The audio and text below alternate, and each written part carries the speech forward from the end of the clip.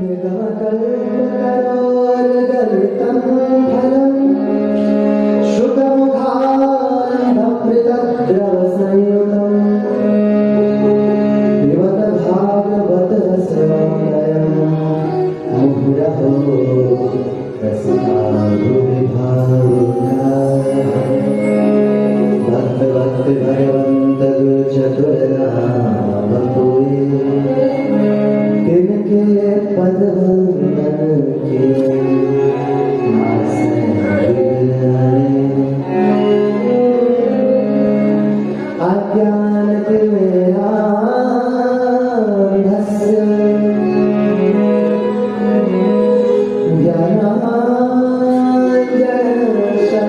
ज्ञानाञ्जनशलाकया चक्षुरुन्मीलितं येन तस्मै श्री गुरुवे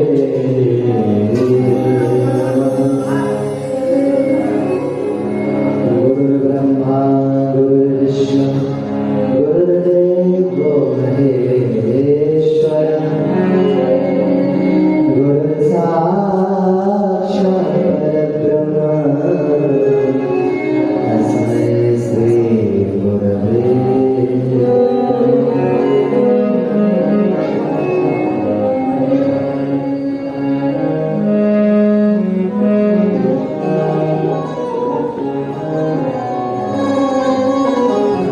साधारण ढोलक वाला नहीं है नारायण पर गाँव के हैं ना भले वही बैठे कोई खड़ा होकर हो जाता है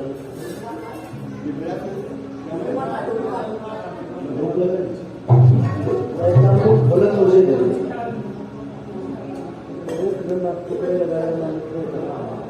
ढोलक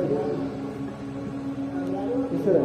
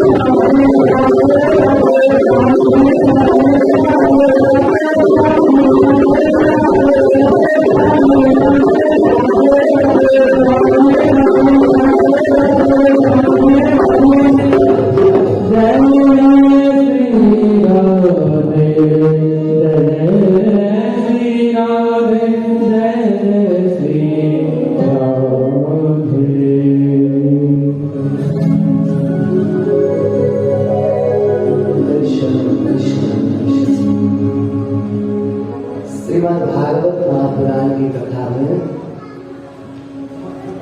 अभी तक आपने पंचम स्कंद का पृथु चरित्र आदि श्रवण किया है। विचार तो था कि आज कृष्ण जन्म हो जाए, परंतु अवसर ऐसा आया कि कल हमने एक बात बोल दी कि भाई जो भी असुर ताकतवर होता है इंद्र को सबसे पहले टूटता है। यहीं कहीं बैठा होगा, सो लिया होगा उस असुर में, और ऐसी बारिश करी आज सोच रहे थे 1 बजे से कथा चालू करेंगे, 3:30-4 बजे। तो एक विचार यह आया था कि महर्षि श्री सौभरी जी, जो कि इस गांव के कुल देवता स्वरूप हैं, उनका चरित्र एक तो भागवत व्यास लोग बोलते हैं, कब बोलते हैं, और बोलेंगे भी तो इस प्रकार से बोलेंगे कि उनको अत्यंत छोटा बना देते हैं। बोलते हैं मछली को देख करके मोहित हो गए, मंदाता से बेटी से ब्याह कर लिया, भोग हो गए, पदार्थ, इतना ही बताते।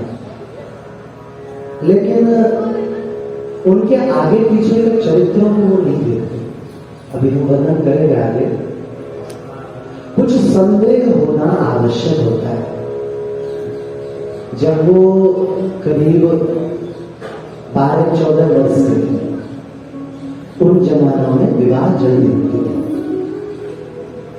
तो देवराज इंद्र के छोटे भाई उपेंद्र, उनकी एक बहुत सुंदर कन्या थी।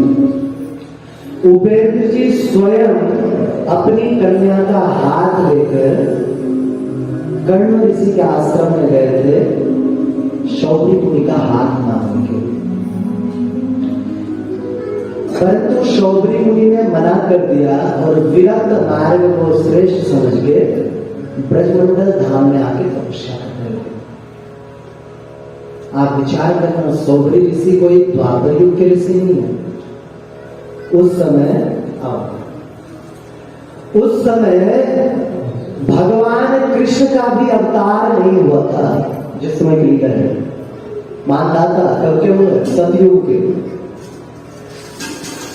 एक ऐसे ऋषि जो पूर्ण युवावस्था में भी, वो भी साधारण स्त्री नहीं, देवराज इंद्र के छोटे भाई की बेटी देवी को देख करके मोहित नहीं हो गए। उनके विषय में यह कहा जाता है कि मछली मछला को देख के मोहित हो, तो तब कितनी झूठी बात है। वही तो कारण रहा होगा, जो बड़े से बड़े सुंदर से सुंदर अप्सरा को देख करके मोहित नहीं हो रहे हैं, इतने उत्तम कोटि के ऋषि हैं, ब्रह्म संबंध में प्रतिष्ठित ऋषि हैं। वो ऋषि अगर मछली को देख करके मोहित हुए हैं तो कोई ना कोई विशेष कारण होगा। केवल ये बोल देना, देखना माता गोपाल जी आराम से, एक गांव की परंपरा जी, प्याज मुर्गा तो उसे आज तक भोग नहीं लगा है, ये उड़क गए तो कहने की ये भी गए।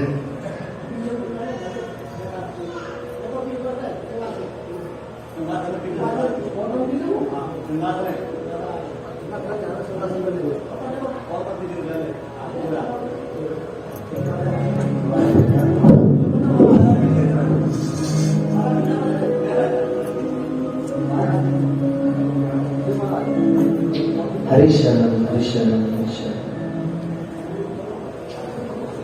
तो उन महान ऋषि श्री सौभरी जी के विषय में यह प्रश्न तो उठाना चाहिए कि नहीं उठाना चाहिए? बातचीत मत करो कि इतने महान ऋषि जो अप्सरा को देख के मोहित नहीं हुए, वो मछली देख के कैसे हो गए मोहित? तो इन सभी बातों पर चर्चा आज करें। कृष्ण जन्म की कथा करेंगे होगी। हरिशरण हरिशरण। तो कुछ, क्योंकि 5वें स्कंद पे कथा पहुंची, थोड़ा सा स्मरण करते चले। उसके बाद 5वें स्कंद में हम लोग पहुंचे थे जिस समय लोकालोक का वर्णन चल रहा था। तो उस समय लोगों की स्थिति बताते हुए श्री मैत्रेय जी कह रहे हैं, विदुर, भूलोक से सबसे पहला ऊपर का लोक भूवर लोक है, या चंद्रलोक के लिए, जहां पितृजन निवास करते हैं। और उसके ऊपर स्वर्ग लोक है, फिर महरलोक है, जनलोक है, उसके बाद जाकर के सत्य लोक है, तब लोक के बाद नीचे के लोकों में पृथ्वी से नीचे अतल, फिर वितल, फिर तलातल, फिर महातल, रसातल और उसके बाद पाताल। लोकों का वर्णन करते हुए उन्होंने नरक का वर्णन किया। देखो, मैंने एक बार अपने गुरुजी महाराज से पूछा कि महाराज जी, कहाँ तो भगवान के अवतार की सुंदर सुंदर लीला चल रही थी, कहाँ नरक का वर्णन? बीच भागवत खीर खा रहे थे, तब तक किसी गलत एक चम्मच जो है नमक और खा गया, ऐसे ही हो गया। कहाँ सुंदर कथा, कहाँ नरक का वर्णन? गुरु जी बोले थे, पंडित जी, हमें पंडित जी बोलते हैं, अभी भी बोलते, तो पंडित जी, नरक के वर्णन की आवश्यकता अति आवश्यक है, वर्णन करना बहुत आवश्यक है। कारण क्या है? व्यक्ति भजन केवल दो कारणों से करता है। एक तो ठाकुर जी के प्रति प्रेम, दूसरा किसी प्रकार का भय हो। भय होगा या प्रेम हो? भय है किसी प्रकार का, प्रेम है तब तो बिना मांगे कुछ किए भजन करता है, पूरी तरह से निष्काम है। लेकिन भय, इसमें सकामता आ जाती है, कुछ नहीं है तो भय है कि हम गरीबी में जिएंगे, तो ठाकुर जी से मांगते हैं। और सबसे बड़ा भय होता है मृत्यु का। बहुत लोग कहते हैं कि महाराज नरक नहीं होते, तो शास्त्रों में वर्णन है, किसी ने देखा है क्या? जी हाँ, ऐसे ऐसे महापुरुष अभी विद्यमान है पृथ्वी पे जिन्होंने नरक देखा भी है। श्री संत भगवान की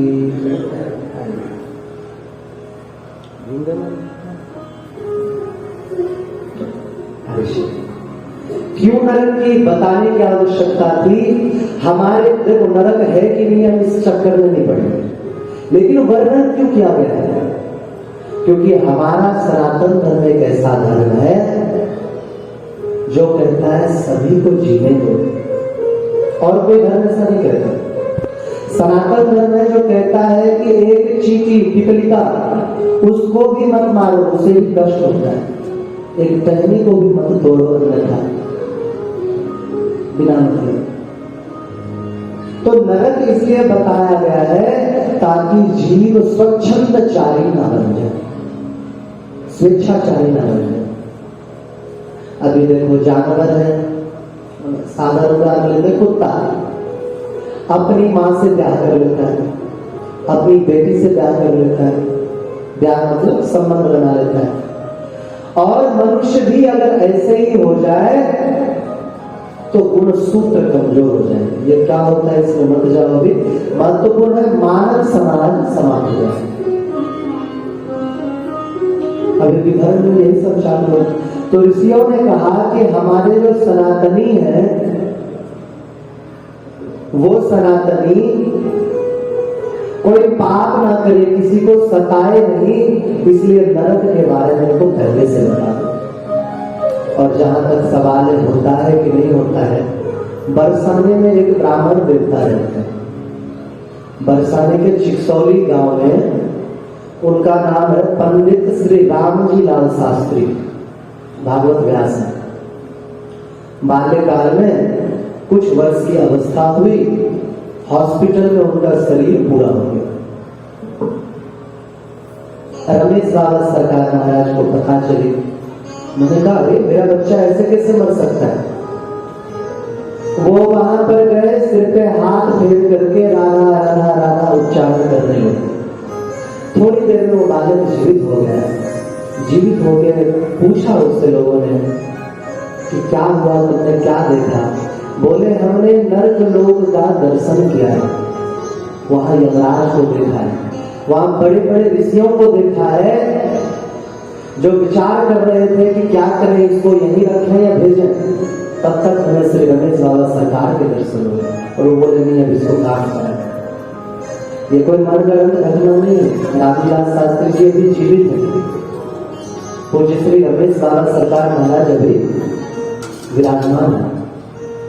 ऐसे अनेकों उदाहरण मिला है आंध्र प्रदेश में, केवल हमारे धर्म में। महाराज जी टीवी पर इंटरनेट पर देखा, एक मुस्लिम मर गया तो हिंदू में तो जला ही देते हैं, जिंदा करने का दोबारा उपाय नहीं, मुसलमानों में गाड़ देते हैं, और जब दोबारा जिंदा होना भी चाहे तो कोई अवसर नहीं। तो अब वो गाड़ दिया तो तीसरे दिन स्वप्न आने लगे उसकी खुद की पत्नी को कि मैं जीवित हूं, मुझे उठाओ निकाल। टीवी में इंटरनेट में सर्च करना, ये घटना वहां की आंध्र प्रदेश की। 3 दिन लगातार हुआ तो लोग गए, खोदा, वो निकला, लोग भग चले सकते से दर्पण लाजमी में मुर्दा उठ के। तो वो बोला कि डरो मत, हम जब ऊपर गए हमें यमराज के दर्शन हुए। यमराज ने कहा कि अभी इसकी आयु पूरी नहीं हुई है, इसी नाम का दूसरा व्यक्ति इसी आयु का उसी शहर में बगल की गली में है, उसको लाना है।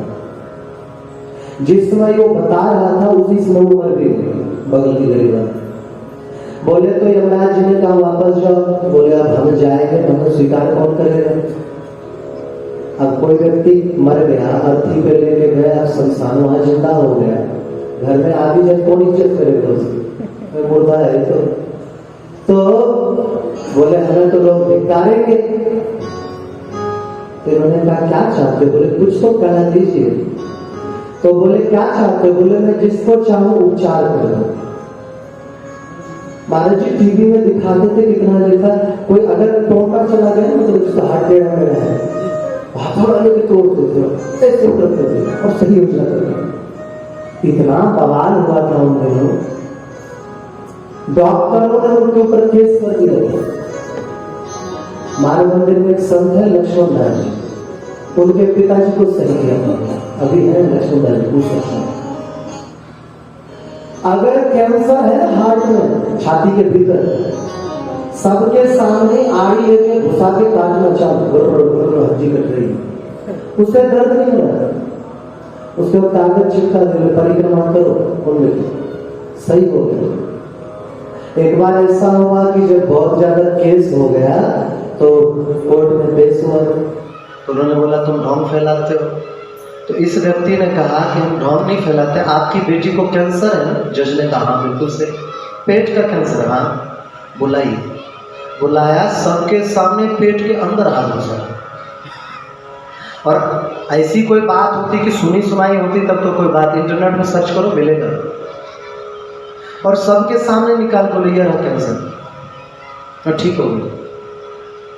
उसके बाद क्योंकि मुस्लिम तो था ही, जिहाद विहाद किया, जेल में है इस समय, जिंदा है लेकिन। तो अब इस शक्ति को क्या मानोगे? वो स्वयं इस बात को कह रहा है मुस्लिम होकर के कि हमने नर्क का दर्शन किया। तो नर्क होते हैं और पाप कर्म से बचो, इसलिए ऋषियों ने नर्क का वर्णन किया है।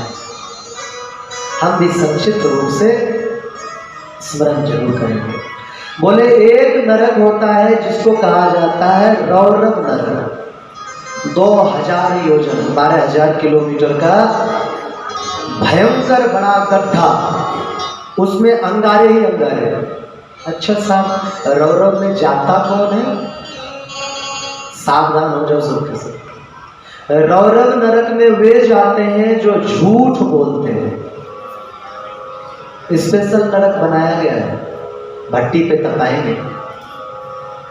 झूठ बोलने वाला व्यक्ति, आप इससे अंदाजा लगाओ। महाराज युधिष्ठिर जीवन भर सच बोले, जीवन भर, लेकिन जिस समय द्रोणाचार्य जी का वध करवाना था उस समय वो झूठ बोल गए। अश्वत्थामा हतः, नाम ज्ञात तो उसमें कौन है पता नहीं, हाथी नरो वाकुंजरो नहीं पता, जैसे ही उन्होंने बोला अश्वत्थामा हता, ठाकुर जी ने शंख बजा दिया। उसने कहा मुझे नहीं पता वो हाथी है या मनुष्य। क्या पता नहीं था? पता तो था ना, झूठ तो हुआ।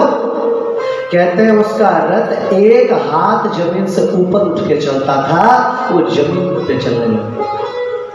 आखिरी समय में जब सशरीर स्वर्ग लोक गए तो पूछा कि मेरे बाकी भाई कहाँ हैं? बोले वो सब तो नरक में।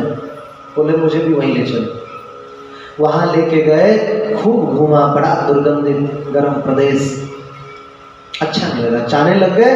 तभी आवाज आई, रुक जाओ भैया, कौन हो? रुक जाओ, हमें बड़ा कष्ट है, आपके रहने से हमें थोड़ी पीड़ा कम महसूस हो रही है। बोले कौन हो? बोले हम अर्जुन, हम भीम, हम नकुल, हम सहदेव, हम द्रोणाचार्य, हम भीष्म जी। हरे राम। बोले मैं यही रहूंगा। तब तक वो दृश्य लुप्त हो गया, सब स्वर्ग में दिखे। युधिष्ठिर ने पूछा कि मैंने तो कोई जीवन में पाप नहीं किया है, मुझे नरक का दर्शन क्यों करना पड़ा?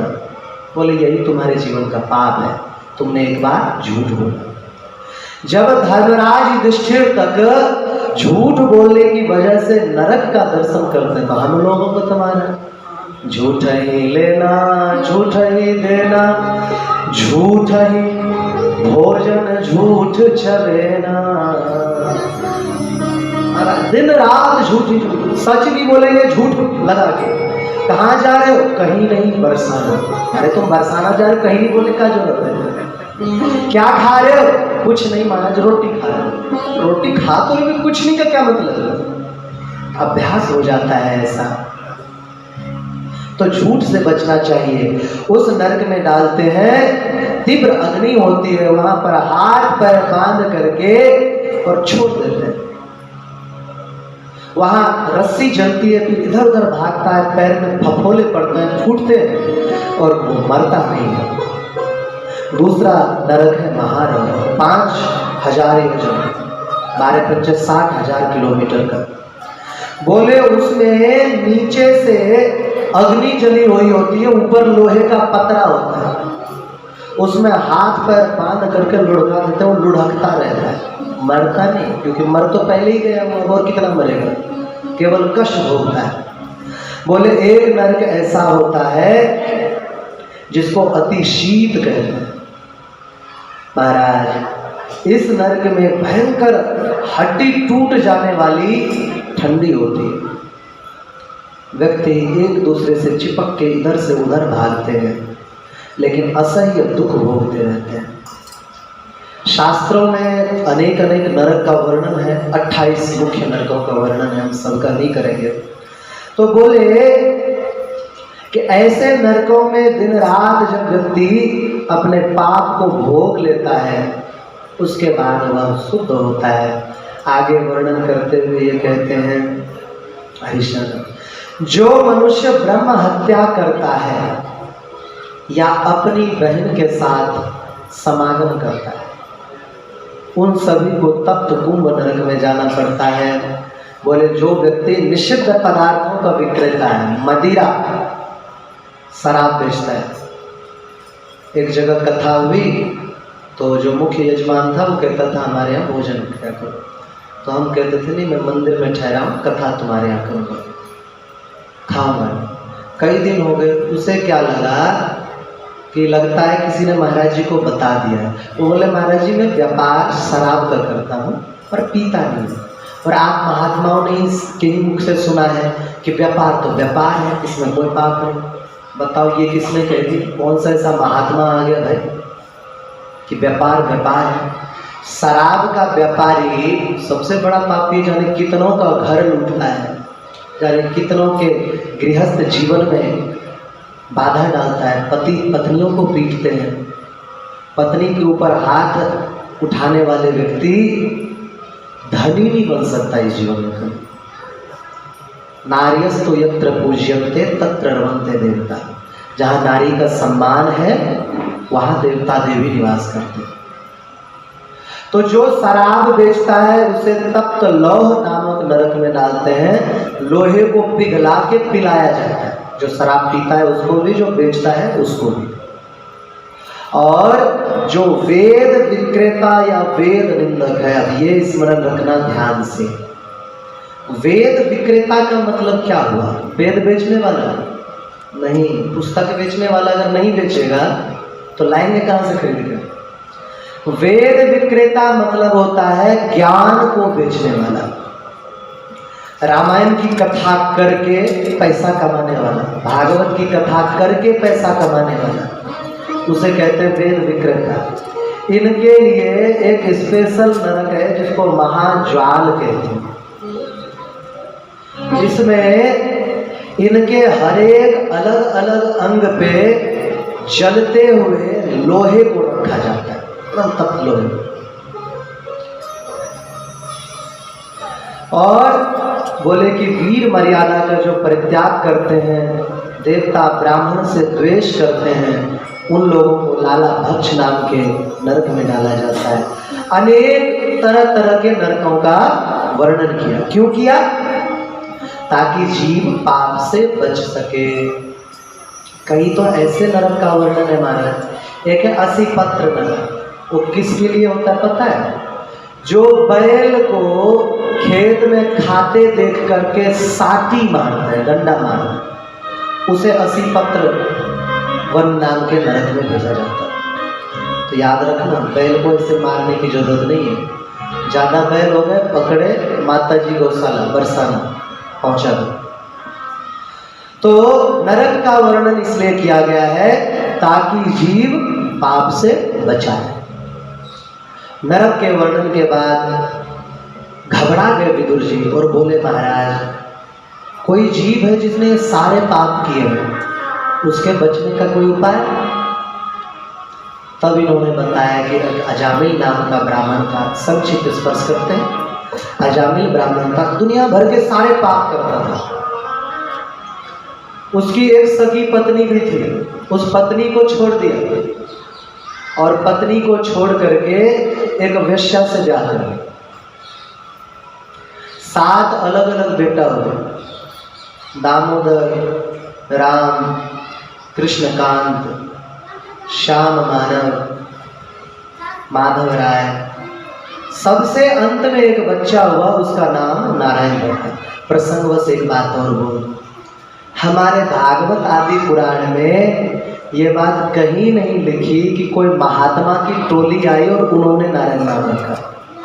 गांव के ब्राह्मणों ने नारायण नाम रखा था, कोई टोली नहीं आई। परंतु जो प्रसिद्ध प्रचलित है दंत कथा वो भी सुना देता हूँ। बोले एक महात्मा की टोली आई तो पत्नी घर पे मिली। पत्नी ने देखा महात्मा है, ठहरा लिया। बाद में अजामिल आया, सेवा आदि करी। फिर बोले बेटा आप जा रहे हैं, दक्षिणा दो। बोले महाराज दक्षिणा क्या दें, तो हमारे पास कुछ है ही नहीं। या कुछ लोग और बना करके बोलते हैं तो बोले तुम्हें जिंदा छोड़ दिया, कम दक्षिणा है, मार देते तुम्हें। तो बोले मेरे कहने पे एक काम कर लो, क्या? नारायण नाम रख लो बेटे का, यही प्रसिद्ध है ना। परंतु ये नहीं है। उसके सभी बेटों का नाम भगवान पर ही था, क्योंकि नामकरण संस्कार की परंपरा आज भी हमारे यहाँ ब्राह्मण को बुला के किया जाता है। और ब्राह्मण अक्षर देखता है राशि का और भगवान का इनाम चुनने का प्रयास करता है। अधिकतर हमारे भारतीय संस्कृति में ये नाम बहुत कम मिलेंगे। टिंकू, चिंकू, पिंकी, पप्पू। बताओ, पप मतलब होता है लैटिन भाषा में कुत्ता, पप्पू मतलब कुत्तों का झुंड। ये कोई नाम है? टिंकू नहीं, कोई पप्पू हो तो बुरा मत मानना। मैं केवल बात बता रहा हूँ। ऐसे तो एक संत बहुत प्रसिद्ध है पप्पू जी महाराज, मैं किसी के व्यक्ति विशेष का नहीं कर रहा, नाम बता रहा हूँ। जबकि इन लोगों के असली नाम भगवान पे ही होते हैं, बचपन में जो दिया जाता है। लेकिन माता पिता, गुरु जी ने नाम रख दिया घनश्याम, नहीं हम तो गुरु बोलेंगे। बताओ क्या मतलब इनका? गुरु जी ने कुछ अच्छा नाम रखा और महाराज नाम ऐसे बदनाम कर देते हैं। बिहार में वाह लगा देते हैं हर नाम में, पपुआ, चिकुआ, टिंकुआ। तो ये गलत है। भगवान का नाम रखने की परंपरा ब्राह्मणों ने शुरू से डाल रखी है, क्योंकि नाम कौन रखता है, ब्राह्मण ही तो रखते हैं ना। तो नारायण नाम था उसका। अंतिम समय तक पाप में व्यतीत हुआ। आखिरी समय देखा उसने कि 4 यमराज के दूत दिखाई पड़े। देख के अत्यंत भयभीत हो गया और सबसे प्रिय छोटा बेटा था, नारायण नारायण नारायण नारायण नाम उच्चारण।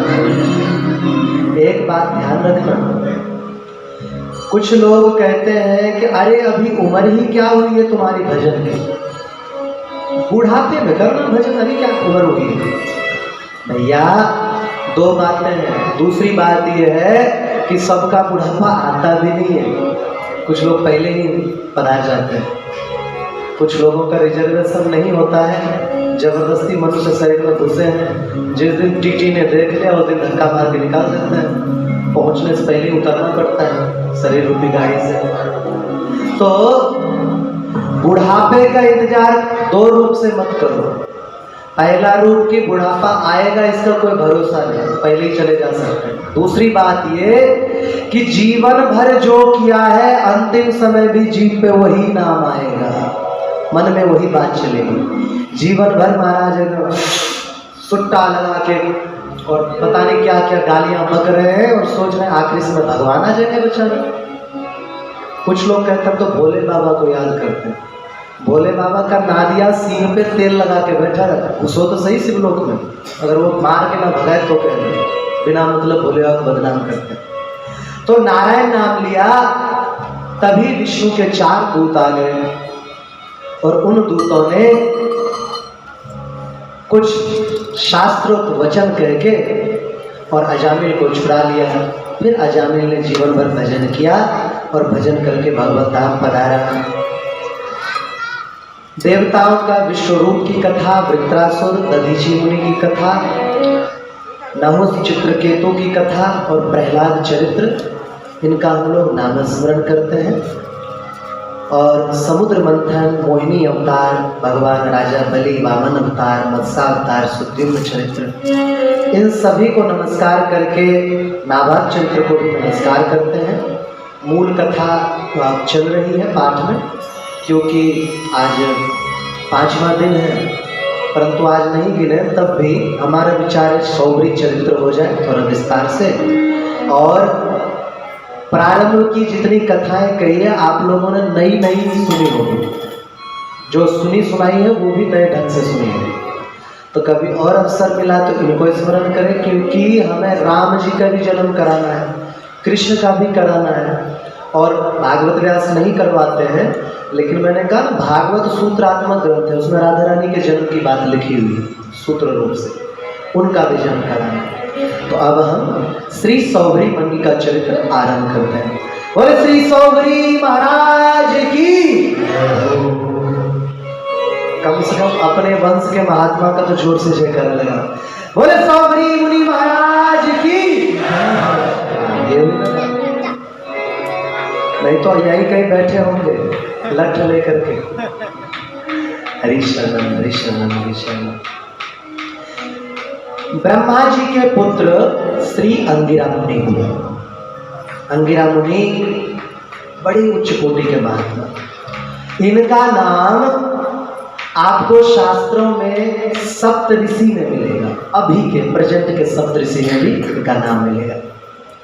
इन्हीं के वंश में एक से एक बड़े महात्मा हुए, जैसे घोर ऋषि, कर्ण ऋषि, दधीची ऋषि, वाल्मीकि नाम सुना है, रामचरित्र रामायण कथा वाले वाल्मीकि मुनि, इन्हीं के वंश से। हाँ अच्छा, आप वाल्मीकि से तो इन्हीं के वंश के हैं। और सुन ले, एक कल्प में भारद्वाज ऋषि इन्हीं के वंश के हैं। कल्प कल्प की कथा। एक ऐसा भी कल्प है जिस कल्प में इनके ही पुत्र होते हैं वशिष्ठ जी। अभी तो 12वां कल्प चल रहा है, अभी तो ब्रह्मा जी के बेटा है वशिष्ठ जी। ये बड़े तपस्वी ऋषि हैं। इनको पिता ने कहा कि बेटा तुम भी सृष्टि करो। तो ठीक है महाराज, हम तपस्या करते हैं जाकर के। वो आए और समुद्र के भीतर तपस्या करने लगे। कहते हैं इनका तेज इतना बढ़ा इतना बढ़ा इतना बढ़ा कि अग्निदेव पास में आ गए और रोने लगे। तो तुम क्यों रो रहे हो? बोले महाराज, सृष्टि में सर्वप्रथम तेजस्वी देवता मुझे कहा गया, और तेजस्वी तो आप लग रहे हो, आपके आगे हमें कोई पूछ ही नहीं रहा है। सप्त अग्नि का वर्णन है, उसमें अंगिरा जी सर्वप्रथम है, तो तुम क्या चाहते हो? बोले महाराज, आप जब तक तेजस्वी रहेंगे तब तक हमें कोई नहीं पूछेगा। महर्षि अंगिरस ने अपने तेज को छुपा लिया, इतने दयालु हृदय के महात्मा कि अपना तेज ना दिखे, बोले अब तुम मुख्य अग्नि के रूप में प्रतिष्ठित हो जाओ। और इनकी एक स्मृति ग्रंथ भी है, वैदिक ऋषि होने के साथ साथ स्मृतिकार है। इनके विषय में कहा गया है, सौभरेर ब्रह्मनिष्ठो जाजलेर ब्रह्मनिष्ठो। दो मुनि का वर्णन है ब्रह्मनिष्ठ, एक सौभरी एक जाजल। तो ब्रह्मनिष्ठ प्रथम महात्मा अंगिरस मुनि है, बहुत बड़े विद्वान। आज बारिश हो जाने के एक और कारण समझ लो, बारिश के देवता इंद्र है ना, इंद्र की अंगिरा जी की नहीं बनती। अंगिरा ऋषि ब्रह्म ज्ञानी थे, हरिशरण। एक बार इंद्र पहुंच गए कि महाराज हमें ब्रह्म ज्ञान दो। ब्रह्म ज्ञान देते समय अंगिरा ऋषि ने कहा, सुन लो इंद्र, जो आनंद कुत्ता को कुतिया में मिलता है, सुअर को स्वरिया में मिलता है, वही इंद्र को सची में मिलता है। ब्रह्म ज्ञान था, आसक्ति मिटानी थी, ये ज्ञान दे रहे थे। लेकिन इंद्र को बहुत बुरा लगा, बोले आज के बाद ये ज्ञान किसी को आपने दिया तो आपके सिर काट देंगे। तो अंगिरा ऋषि उस दिन के बाद देने बंद हो गए ज्ञान, क्यों किसी को दुखी करना। परंतु एक समय ऐसा हुआ, अश्विनी कुमार आए और आकर के अंगिरा ऋषि से बोले, महाराज हमें ब्रह्म ज्ञान दो। इन्होंने कहा, अगर हम ब्रह्म ज्ञान देंगे, सामने जब बजाना तब चले जाएंगे। हरीश तो बोले कि हम अगर आपको ब्रह्म ज्ञान देंगे तो इंद्र हमारा सिर काट देगा। तो बोले इस डर से आप हम योग्य शिष्यों को ज्ञान नहीं दोगे? बोले बात तो सही है। तो बोले बेटा कुछ व्यवस्था तो करो। बोले हाँ महाराज, हम बहुत बड़े वैद्य हैं। उन्होंने अंगिरा ऋषि का सिर काट लिया और एक घोड़े का सिर काट लिया। घोड़ा का सिर अंगिरा ऋषि के गर्दन पे और अंगिरा ऋषि का सिर घोड़े के गर्दन पे। उस दिन से इनको अश्वांगिरा कहा जाने लगा। और इनका जो वेदांत सूत्र है उसे अश्वांगिरा सूत्र कहा जाता है। महाराज अश्व के मुख से उन्होंने खूब ब्रह्म ज्ञान दिया है। जब पूर्ण हो गया, इंद्र ने कहा ये तो नहीं मानना, आया और वज्र मार करके गर्दन काट दी। करना क्या था, अश्विनी कुमार ने वो गर्दन इधर लगा दी, ये गर्दन उधर लगा दी। तो बड़े तपस्वी ऋषि थे। इनका पुत्र घोर ऋषि हुआ। घोर ऋषि के विषय में कहा जाता है कि जिस समय भगवान श्री कृष्ण गंधमादन पर्वत पर गए थे तपस्या करने के लिए, उपमन्यु से दीक्षा ली थी, उस समय पाशुपत रक्षा मंत्र और पाशुपत स्तोत्र की शिक्षा उन्होंने घोर ऋषि से ली थी। इन्हीं घोर ऋषि के कर्ण हुए। अब यहां से आपको आगे दधिचीव के श्री सौभरी मुनि जी की विस्तृत चरित्र समझ में आएगी। एक बार ऐसा हुआ, जो कथा पीछे छोड़े हैं मूल रूप से स्पर्श करते हैं, कि देवराज इंद्र बहुत ज्यादा अभिमान में आ गए कि हमने देवासुर संग्राम जीत लिया, हमसे बड़ा वीर कौन होगा। गुरु बृहस्पति जी आए। अच्छा, अंगिरा ऋषि के ही पुत्र है बृहस्पति जी। गुरु बृहस्पति जी आए, लेकिन वो तो अभिमान में बैठा था ना, खड़ा नहीं हुआ गुरु जी को देख के। महाराज गुरुदेव की स्थिति भगवान से भी ऊंची बताई गई है। कारण क्या है, भगवान से जोड़ने वाला हमें गुरु ही है। बिना गुरु के हम भगवान से भी कैसे जुड़ेंगे? कबीरदास जी महाराज कहते हैं, गुरु गोविंद दो खड़े काके लागू पार।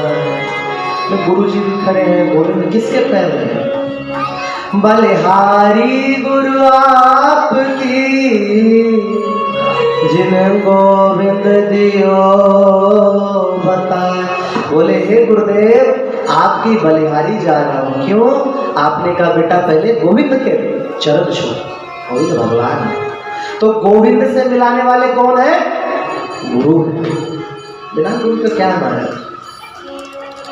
शास्त्रों में यहां तक वर्णन आया है कि जब कोई गुरु किसी शिष्य के सिर पर हाथ रख देता है तो वो उस शिष्य के पाप पुण्य का ठेका ले लेता है। गुरु को बहुत समझना पड़ता है, इसलिए चेला भी बहुत संभल के बनाना पड़ता है। आजकल लोग गुरु तो ऐसे बना लेते हैं, क्या बताएं, मार्केट सजी हुई है। जैसे बाजार में सब्जी वाला कहते हैं ना, केला ले लो केला, करेला ले लो करेला, वैसे ही गुरु पूर्णिमा के दिन तमाम महात्मा दीक्षा ले लो दीक्षा, 100 रुपए में दीक्षा, 50 रुपए में दीक्षा, आओ कान फुकवाओ, गले में कंठी पहनो, कुत्ता बन जाओ पट्टा डाल के। हर कोई गुरु बन जाएगा, कोई भी गुरु बन जाए, सब गुरु। अरे मैंने आजकल तो भैंस भी हमारी बोलती है मैं भी गुरु हूं। तो गुरु बनने की ऐसी होड़ जम गई है लोगों में कि हर कोई गुरु बनना चाहता है। हर कोई गुरु नहीं बन सकता। गुरु तत्व के विषय में तो भगवान श्री कृष्ण तक महिमा गाते हैं। बिना गुरु का मतलब केवल इतना नहीं है कि मंत्र दीक्षा गुरु, शिक्षा देने वाले भी गुरु। जिन गुरु की कृपा से भगवान के भी दर्शन हो जाते हैं, उन गुरु को देख करके जो सम्मान ना करे उस व्यक्ति से ज्यादा भागा कौन होगा? महाभारत में हमने पढ़ा है, गुरु में केवल श्रद्धा रखने मात्र से भी सारे ज्ञान अपने आप आ जाते हैं। एक लड़का था, उसका नाम था उपमन्यु। गुरु जी का नाम था आयोध धौम्य। गुरु जी ने बोला है बेटा उपमन्यु। हाँ गुरु जी। ये वही उपमन्यु है भगवान कृष्ण के गुरु। बोले बेटा तुम बड़े मोटे तगड़े दिखते हो, क्या करते हो? बोले गुरु जी भिक्षा करता हूँ, खाता हूँ, और क्या? बोले बेटा गुरुकुल में रहने वालों की परंपरा होती है कि पहले भिक्षा लाके गुरु जी को अर्पण करें। ठीक है गुरु जी। गुरु जी को ला करके देते भोजन, गुरु जी एक भी रोटी उसमें से निकाल के देते नहीं, सारा रख लेते। कुछ दिन बाद बोले बेटा तू अभी भी तगड़ा लग रहा है। बोले गुरु जी एक बार आपको मांग के दे देता हूँ, दोबारा मैं फिर मांग के खा लेता हूँ। बोले अरे ये तो गलत बात है, 2-2 बार भिक्षा करो। कई गुरुकुल होते थे ना। बोले तुम चले गए, अब दूसरा गुरुकुल का व्यक्ति जाएगा, तुम 2 बार जाओगे, बाधा होगा, ऐसा नहीं करो। ठीक है गुरु जी। कुछ दिन बाद फिर बुलाया, पूछा बेटा उपमन्यु। हाँ गुरु जी। तुम अभी भी तगड़े हो, दोबारा भिक्षा नहीं मांगते, मैं देता नहीं। बोले गुरु जी आप गैया चराने की सेवा दे ही रखे हो, गैया का दूध पी लेता हूँ भरपेट। बोले ये तो बुरी बात है, गैया मेरी गैया, तुम चोरी करते हो, आज से मत पीना। जी गुरुदेव। कुछ दिन बाद बोला बेटा तुम अभी भी तगड़े हो। बोले गुरुजी बछड़ा दूध पीने के बाद जुगाली करता है, नाम नाम नाम करता रहता है। बोले वो जुगाली के बाद फैन गिराता है, मैं वो फैन पी लेता हूँ। बोले बेटा बछड़े बड़े दयालु हैं, वो तुम्हें भूखा ना रहना पड़े इसलिए खुद भूखा रह के ज्यादा दूध फैन के रूप में गिराता है। होता ऐसा नहीं है, लेकिन बोलना था, बोल दिया। अब हुआ ऐसा, बेचारे को भोजन के सारे मार दिए। जंगल में गैया चराता रहा, एक दिन भूख बर्दाश्त नहीं हुई, आग का पत्ता खा गया। आग के पत्ते का असर भयानक होता है महाराज, आंखों में चली जाए, आंख खराब हो जाए। खा जाए डायरेक्ट व्यक्ति तो बहुत नुकसान करता है। ऐसे आयुर्वेद में लाभ भी बहुत है, कम नहीं है। सरसों तेल ले, 10 कली लहसुन ले लो, 4 आक का पत्ता और 100 ग्राम लाल मिर्च डाल के पका ले, घुटना दर्द बचपन का भी होगा तो भी खत्म हो जाएगा, ये असर होता है। तो आक बहुत काम की चीज है। हरि शरणम हरि शरणम। तो आग खा लेने से अंधा हुआ और एक सूखे कुएं में गिर गया। गुरुजी ने शाम को देखा सारी गैया आ गई, उपमन्यु नहीं आया। चेलों से पूछा उपमन्यु कहाँ रह गए? बोले महाराज आपने उसके भोजन के सारे मार्ग बंद कर दिए, भाग गया होगा। आजकल का चेला होता तो यही करता, आजकल का चेला होता तो बताता ही नहीं। उसे गुरुजी सब भगवान की कृपा है। तो बोले नहीं चलो ढूंढने चलते हैं। ढूंढने गए, आवाज लगाई उपमन्यु बेटा उपमन्यु, कोई सवाल नहीं। गुरुदेव मेरा अरे यहाँ कैसे गिर गए? बोले भूख लगी थी वो खाने आते हो। बोले अच्छा तो तुम एक काम करो, अश्विनी कुमारों का मंत्र दिया, इसका उच्चारण करो, अश्विनी कुमारों को मनाओ, तुम्हें आंख दे देंगे। अश्विनी कुमारों को मनाया, अश्विनी कुमार प्रकट हुए और पुआ दे के बोले कि आंख सही की, पुआ दे के बोले ये तुम खा लो तो तुम अमर हो जाओगे, तुम्हारे दांत सोने के हो जाएंगे। बोले महाराज गुरुजी ने कहा है कि जब तक मुझे भिक्षा अर्पण ना करो तब तक खाना नहीं। बड़े प्रसन्न। बोले बेटा जाओ, तुम्हें मैं आशीर्वाद देता हूँ, भगवान कृष्ण तुम्हारे शिष्य बनेंगे। लोग गुरु दीक्षा किस लिए लेते हैं? भगवान प्राप्त हो, और तुम्हें तो भगवान ही आके तुम्हारे चेला बनेंगे। तो ये गुरु महिमा का प्रताप है, गुरु आज्ञा मानने का प्रताप है। ऐसा नहीं होना चाहिए। एक गुरुजी ने कहा अरे बेटा क्या गुरुजी? बोले कि आँख क्या नाम है ये दीपक बुझा दो, सोना है। बोले गुरुजी आंख बंद कर ले, अंधेरा ही है। अच्छा बच्चा जाके बाहर जरा देखना बारिश कितनी हो रही। बोले गुरुजी अभी बिल्ली भागती हुई आई अभी तक, बिल्लों को छू के देख लो अंदाजा लग जाएगा। बोले बेटा कम से कम गेट तो बंद कर ले, रात्रि हो रही है। गुरुजी अब दो काम मैंने कर लिया, तीसरा आप नहीं कर सकते क्या? तो ऐसा सेवक किसी काम का नहीं कि गुरुजी के चरण ऐसा दबाया कि चरण ही तोड़ डाला। तो इंद्र जो है गुरुदेव को देख करके भी जब नहीं उठा, बृहस्पति जी दुखित हुए, नाराज हुए और छोड़ के चले गए। बेचारा इंद्र को अब होश आया, धिक्कार नहीं लगा। गुरुजी को ढूंढा चारों ओर, गुरुजी नहीं मिले। शुक्राचार्य जी को पता चला, असुरों से कहा अभी पीटो, अभी मौका है ढंग का। तो बस महाराज इंद्र को धुलाई करना चालू कर दिया। इंद्र बेचारा डर गया, डर करके अब किसको गुरु बनाए? त्वष्टा ऋषि के पास आए और आकर के बोले कि महाराज अपने पुत्र विश्वरूप को हमें पुरोहित बना के दीजिए। संक्षिप्त बताते हैं, पुरोहित बन करके गए, लेकिन विश्वरूप जी की जो माँ थी वो राक्षस कुल की थी। तो कभी कभी मामा आके बोलते बेटा तू यज्ञ करता है, देवताओं की आहुति डालता है, हम मामा हैं तुम्हारे, कभी कभार हमारे नाम का भी डाल दिया कर। वो डालने लग गए। इंद्र को पता चला, इंद्र ने उसको मार डाला।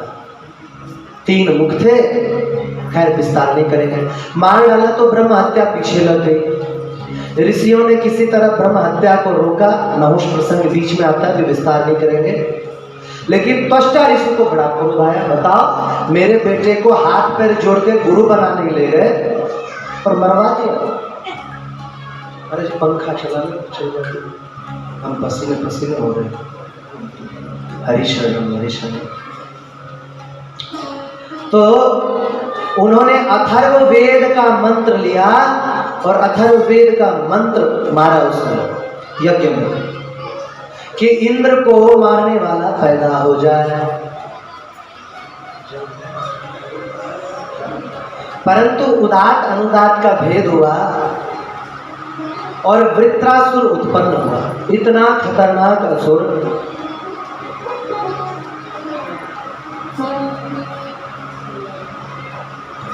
कि महाराज सारे देवताओं को पीट पीट करके कचूमर निकाल दी और उससे इंद्र को भी अमरावती से निकाल दिया। दुखी हो गया, क्या करें कैसे करें। ऋषियों ने बताया कि एक काम करो, तुम्हारे जो पुराने अस्त्र शस्त्र हैं वो कहाँ पर है? दरअसल जब देवासुर संग्राम हुआ ना, तो सारे दानव हार गए, दैत्य हार गए, असुर हार गए। तो इन्होंने क्या क्या सोचा कि वह हार तो गए हैं, अब लंबे समय तक युद्ध नहीं होगा, अस्त्र शस्त्र कहाँ पर रखें, कहीं ये असुर लोग चुरा ना लें। तो वो ले जाके रख दिया दधीची मुनि के आश्रम में। दधीची मुनि के आश्रम में रख के कई युगों के लिए भूल गए। उनकी पत्नी ने कहा कि देव प्रभु, आपने रख तो लिया है, असुरों को पता चलेगा, बिना बात के पैर मोड़ लेंगे, एक काम करो, कुछ इंतजाम कर दो इसका। बोले अब देवता तो आ नहीं रहे, क्या करें? एक बड़े कठौता में पानी भरा, अस्त्र शस्त्र को डाला, मंत्र पढ़ा, सारे अस्त्र की शक्ति आ गई, जल पी गए। बाद में वो देवता जब वृत्रासुर का युद्ध हुआ, आए, बाबा बाबा, हाँ क्या बात, अस्त्र जाके देखो घर में, तो कई युग बीत चुके थे, वो तो मिट्टी बन चुके थे। बोले उसे तो मैं पी गया। अब ब्रह्मा जी सब एक दूसरे का मुंह देखें, क्या करें? बोले महाराज अब आप ही हमारी रक्षा कर सकते। कैसे? बोले आप अपनी हड्डी का अपना दान दो।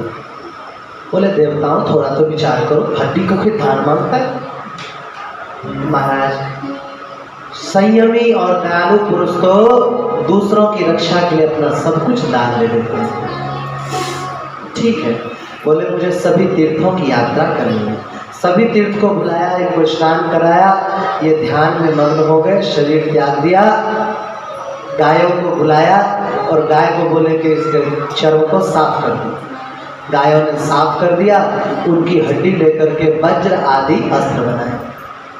उस वज्र को लेकर के गए, भयंकर युद्ध हुआ। महाराज वज्र जो है छाती में मारा वृत्रासुर के, वो टकरा करके गिर गया। बड़ा आश्चर्य हुआ लोगों को, इतना दिव्य अस्त्र वो टकरा के गिर गया। तभी आकाशवाणी हुई कि इसको पूर्व वरदान मिला हुआ है कि या ना सूखे चीज से मरेगा ना गीले चीज से मरेगा। तो इंद्र ने वृत्रासुर से दोस्ती करी, मित्रता स्थापित की। एक दिन दोनों के दोनों समुद्र किनारे घूम रहे थे, वहां समुद्र का फेन गिरा। अच्छा, फेन को ना आप गीला बोल सकते हो ना सूखा बोल सकते हो। फेन को वज्र में आश्लेषित करके और प्रहार किया, और प्रहार करते ही इसका गर्दन कट गया और ये मर गया। अत्यधिक प्रचलित कथाओं में यह है कि उसको खा गए वृत्रासुर को, इंद्र को ही खा गए और इंद्र पेट फाड़ के निकला, फिर गर्दन काटा। तो उसके बाद फिर ये हुआ कि इतना दिव्य अस्त्र, लेकिन दोबारा से ब्रह्म हत्या हो गई। वृत्रासुर जो थे त्वष्टा ऋषि के बेटा थे, तो ब्रह्म हत्या कराई, वो भी एक ब्राह्मण के शरीर के बने हुए अस्त्र से। तो वो अस्त्र क्रोधित हो गया और सारी सृष्टि को जलाने लग गया। अब क्या किया जाए, कुछ समझ नहीं आ रहा। तो इन्होंने विचार किया कि एक कार्य कर सकते हैं। क्या? बोले कोई ऋषि चाहे तो इस अस्त्र को शांत कर सकते हैं। बोले कौन ऋषि करेंगे? उन दिनों ब्रजमंडल में, अच्छा ब्रजमंडल में भगवान कृष्ण का अवतार तो बहुत बाद में हुआ है, लेकिन कण्व ऋषि, घोर ऋषि, सौभरी मुनि, उनसे बहुत पहले से ब्रज में निवास है। और एक बात बता दूं आप लोगों को, पर्जन्य बाबा जानते हो ना? नंद बाबा के पिताजी पर्जन्य बाबा, पर्जन्य बाबा के गुरुजी और पुरोहित जी कण्व ऋषि हैं और ऋषि नहीं। मतलब भगवान श्री कृष्ण भी आपके गोत्र के ऋषि के चेला हैं। तो ब्रज में थे, उनके पास आके हाथ जोड़ा सभी ऋषियों ने, प्रभु इस अस्त्र को अब आप ही शांत कर सकते हैं। पूरी सृष्टि की रक्षा के लिए कण्व ऋषि ने उस अस्त्र को जल में डाला, मंत्र का प्रयोग किया, अस्त्र की सारी शक्ति पावर जल में चला गई। उस जल को पिया, उस जल को पीने से अत्यंत तेजस्वी हो गए। शुभ मुहूर्त में अपनी देवी जी के साथ समागम किया। दिव्य गर्भ उत्पन्न हुआ और उस गर्भ से श्री सौभरी मुनि जी महाराज का जन्म हुआ। बोले सौभरी जी महाराज की।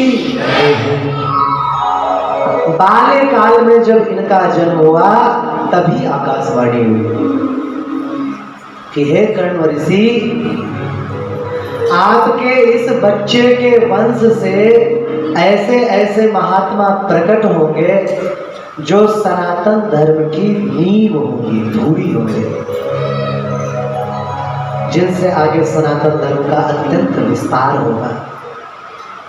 श्री सौभरी मुनि महाराज को पढ़ने के लिए भेजा गया अगस्त आश्रम। अगस्त जी ऋषि जानते होंगे, राम जी के काल के ऋषि, वो बड़े प्राचीन ऋषि। उनके यहाँ रह करके श्री सौभरी जी महाराज ने सुतीक्ष्ण जी आदि के साथ अध्ययन किया।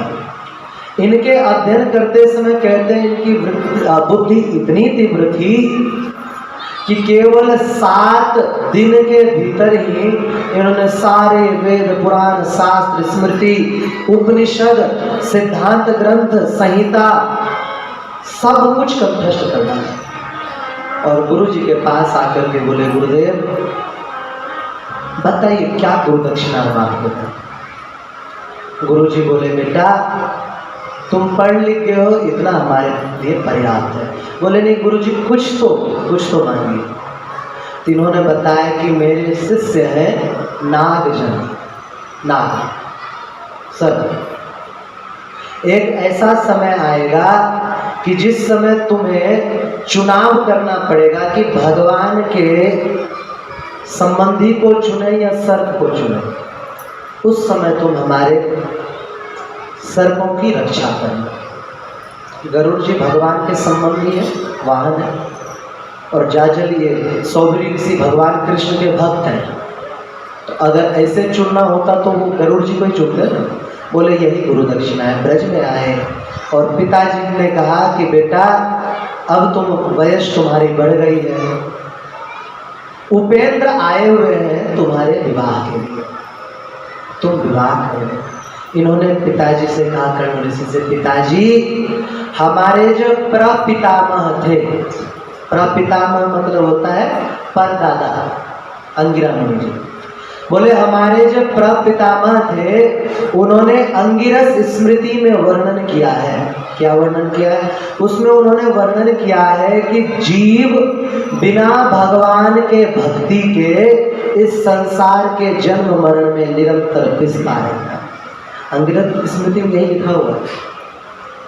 बोले पिताजी आपको यह उत्तम नहीं लगता है कि हम भजन करें?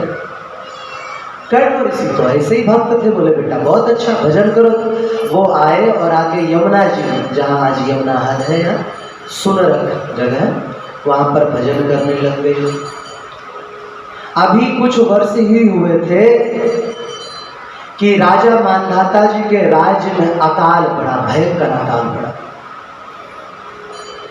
बहुत यज्ञ किए, बहुत तप किए, तीर्थ किए, दान किए, परंतु वह अकाल समाप्त नहीं हो रहा था। अकाल कैसे समाप्त हो? इधर इंद्र को भय लगा कि सौभरी मुनि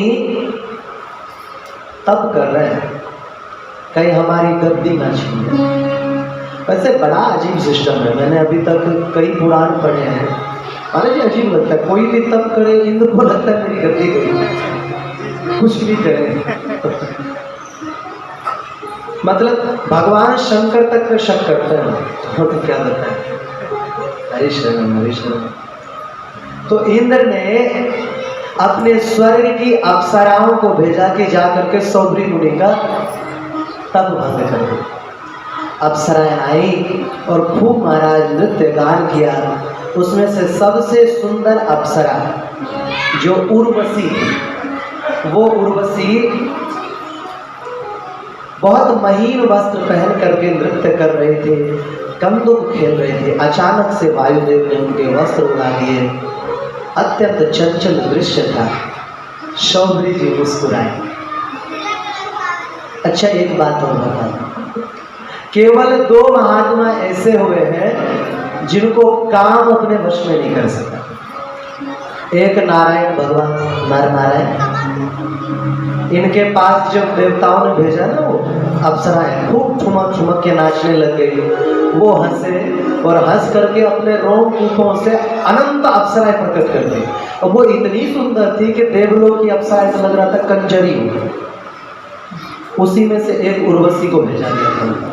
दूसरे सौबरी मुनि मुस्कुराए और मुस्कुरा करके कहा कि इंद्र को इतना समझ लेना चाहिए कि हम ब्राह्मण ने ही उनको इंद्र बनाया है, इंद्र ने हम ब्राह्मणों को कोई पद नहीं दिया।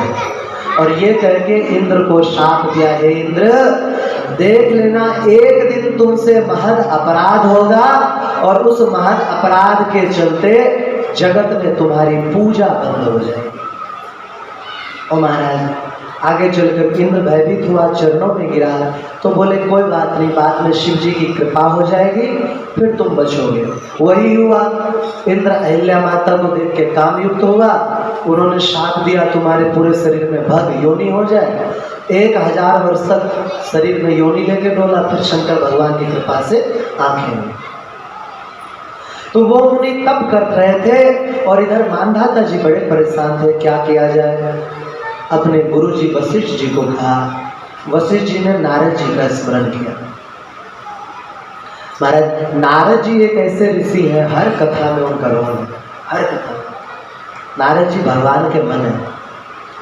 नारद जी महाराज सुंदर कीर्तन करते हुए, नारायण नारायण करते हुए प्रकट हुए और मानधाता से बोले देखो पूरे युग में अभी के समय में एक ऐसे ऋषि हैं जिनका चरण अगर तुम्हारे राज्य में पड़ जाए तो तुम्हारे राज्य की हर विपदा दूर हो जाएगी। कौन है वो? बोले यमुना किनारे निवास करने वाले श्री सौबरी मुनि जी महाराज। अच्छा आए, सौबरी मुनि जी को कहा। सौबरी मुनि जी दयालु हृदय गए, यज्ञ किया और अखंड वर्षा की वहां पर। वापस आके तप करने लगे। अब भगवान विष्णु भयभीत हो गए, ब्रह्मा जी भयभीत हो गए। भयभीत क्यों? उनको गति बत्ती की टेंशन नहीं थी। उनको यह चिंता थी कि हर कल्प में कोई ना कोई जीव भाग, ये क्या नाम है, कोई न कोई महर्षि प्रकट हुए हैं जिन्होंने वैदिक वाङ्मय से भी प्राचीन रामायण की रचना की। इस युग में ऐसा कोई भी नहीं है और सृष्टि का कार्य भी आगे नहीं बढ़ रहा है। क्या करें? सौबरी जी का अगर विवाह हो तो कर्ण जी का वंश चले। पहले से डिजाइन तय है कौन कौन बाद में पैदा होंगे। तो भगवान विष्णु ने आकर के सौबरी मुनि से कहा, हे सौबरी। सौबरी जी ने देखा, साष्टांग दंडवत प्रणाम किया। कहिए प्रभु क्या आ गया? बोले विवाह कर लो। बोले महाराज विवाह करने पर कौन सुखी हुआ है? क्यों? बोले क्या आप सुखी हो विवाह करके? ब्रह्मवैवर्त पुराण में कथा आई है। क्या कथा आई है? ब्रह्मवैवर्त पुराण में कथा आई है कि विष्णु जी की 4 पत्नी थी। लक्ष्मी जी के विषय में हम सभी जानते हैं, तुलसी, गंगा, सरस्वती, ये 4 पत्नी थी ब्रह्मवैवर्त पुराण के हिसाब से। लेकिन इन लोगों की लड़ाई हमेशा चलती रहती थी कि ठाकुर जी आपको करते ज्यादा प्रेम, हमें नहीं करते। तो बोले कि परिवार में महाराज कलह बना रहता है, आप विवाह का कह रहे हो, हम विवाह करने वाले नहीं। वर्णन में आया है जाजल्य स्मृति में, सौबरी मुनि कथा उसी में स्मृति में आया है कि जब उन्होंने साफ मना कर दिया तो ऋषि लोग विचार करने लग गए कि इस महात्मा को कैसे गृहस्थ में लगाया जाए। अप्सरा देख के मोहित होते नहीं है, क्रोध इनको आता नहीं है, क्या करें। उन्हीं दिनों एक अद्भुत लीला हुई। क्या लीला हुई? विंता और कद्रू चले गए श्री कश्यप ऋषि के चरणों और जाकर के बोली कि प्रभु हमें संतान चाहिए। कद्रू से कहा कैसा संतान? बोले कि हमें 1000 बेटा दो, नाग सांप बड़े ताकतवर। ठीक है, तुम्हें 1000 सर्पपुत्र मिलेंगे। दूसरी से कहा आपको क्या चाहिए? बोले मुझे 2 ही बेटा दो, लेकिन इनके 1000 बेटों से ज्यादा ताकतवर है। ठीक है, तो पहली रानी कद्रू ने सर्पों को जन्म दिया, बहुत सारे सर्प उत्पन्न हो गए। और दूसरी रानी ने 2 अंडे दिए विंता ने। जब 500 वर्ष हो गया और कद्रू के पुत्र बड़े बड़े हो गए तो इनको रहा नहीं गया, विंता ने एक अंडा फोड़ दिया। उसमें से एक ऐसा बालक उत्पन्न हुआ जिसके ना हाथ ना पैर, केवल सिर और धड़। उस बालक ने क्रोधित होकर के कहा, माता तुमने जल्दबाजी करके हमारे शरीर को आधा रख दिया, इतनी जल्दी फोड़ दी। मैं तुम्हें शाप देता हूँ, जिस सौत से तुम सौतिया डाह रखती हो, जिसके चक्कर में जल्दी फोड़ दिया, उसी सौत की 500 वर्ष तक तुम दासी बनोगी। इतना करके वो उड़े और उड़ करके भगवान सूर्य के रथ में जाकर के विराजमान हो गए। उनका नाम हुआ अरुण। हम लोग कहते हैं अरुणोदय। भगवान सूर्य से पहले अरुण निकलते हैं, लाल लाल हो जाता है पूरा आकाश। बोले माता अब 500 साल तक इसकी रक्षा करना, इसको तोड़ देना। कुछ दिन बाद एक दिन कद्रू विनता घूम रहे थे, तभी सूर्यदेव दिखाई पड़े। बोले कद्रू ने कहा, विनता ये सूर्यदेव के 7 घोड़ा है ना? बोले हाँ रथ में। तो ये घोड़ा कैसे रंग का है? बोले इसका रंग सफेद है पूरी तरह से, क्योंकि मेरा बेटा वही रहता है, मैं कभी जाती हूँ। बोले नहीं नहीं, शर्त लगा, मुझे लगता है ऐसे तो ये सफेद है, पूंछ काले हैं इसके। अरे नहीं नहीं, पूरी तरह से शर्त लगा। बोले ठीक है, अगर मेरी बात सही निकली तो मैं तुम्हारी 500 वर्ष तक दासी, तुम्हारी बात सही निकली तो मैं तुम्हारी और मेरी निकली तो मेरी। ऐसा ही हुआ। इन्होंने अपने पुत्र से कहा कद्रू ने कि जाओ पूंछ में काले बाल बन के चिपक जाओ, क्योंकि उसको भी पता था पूंछ भी सफेद है। पुत्रों ने मना कर दिया। तो इन्होंने पुत्र को शाप दिया, जाओ जन्मेजय के यज्ञ में जल करके मरोगे सबके सब। लेकिन कुछ पुत्रों ने सोचा कि भाई माँ की आज्ञा मान लो तो हो सकता है शाप कम कर दे।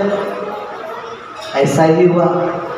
जब ये वहां पर देखने के लिए गई दोनों, तो क्या देखते हैं, घोड़ा तो सफेद है, पूंछ काला है। उसी दिन से विंता जो है कद्रू की दासी बन गई।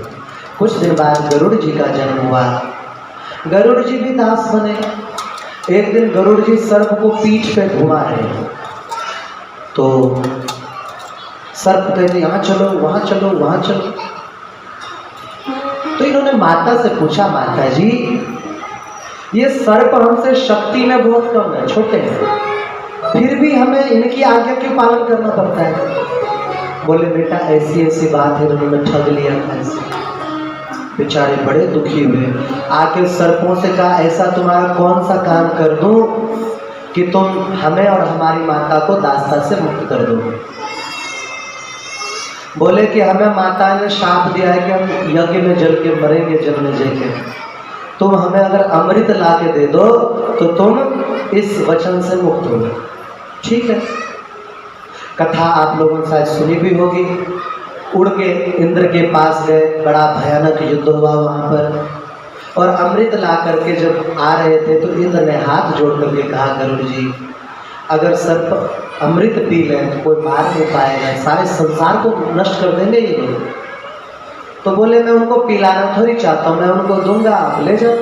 ठीक है। लाके अमृत दिया, सर्प पीने वाले थे। गरुड़ जी ने कहा कम से कम नहा धो के ले। वो नहाने गए, बोले दास्ता से मुक्त हो गए? हाँ मुक्त हो गए। इधर इंद्र आए और कुसा पे रखा था, वो मटका लेकर के चले गए। बाद में सर्प नहा के आए, देखा है ही नहीं अमृत। कुछ सर्पों ने लोभ से कुशा को चाटना चालू कर दिया, तो उसके जीभ के 2 टुकड़े हो गए। आज भी सांप के 2 जीभ दिखते हैं। अब गरुड़ जी को बड़ा क्रोध आ रहा था, क्योंकि बहुत समय से ये सता रहे थे राधेश्याम। भगवान विष्णु प्रकट हुए। भगवान विष्णु ने कहा, गरुड़ कुछ वरदान मांगो। बोले महाराज एक तो आप हमें अपना वाहन बना लीजिए, दूसरा मेरा प्रिय भोजन सर्प हो जाए। तथास्तु। अब उनका भोजन सर्प हो गया। सभी सर्प निवास करते थे रमणक द्वीप में। अब ये नित्य जाते, जितना खा सकते उतने सांपों को खाते और बाकी को मार मार के ऐसे छोड़ के आ जाते। रोज सैकड़ों की संख्या में सर्प मरने लग गए। तो बाकी सांपों ने विचार किया, ऐसे तो हमारी जनसंख्या बिल्कुल ही खत्म हो जाएगी। जैसे आज हिंदू नहीं बच रहे, हिंदू हर जगह से मर रहे हैं। केरला में हिंदू खत्म हो गया, बंगाल में भगाए जा रहे हैं, असम में मर रहे हैं, कर्नाटक में खत्म हो रहे हैं। बोले से हम सारे सांप मर जाएंगे। तो वो सर्प लोग हिंदुओं से ज्यादा दिमागदार निकले, जल्दी जगते।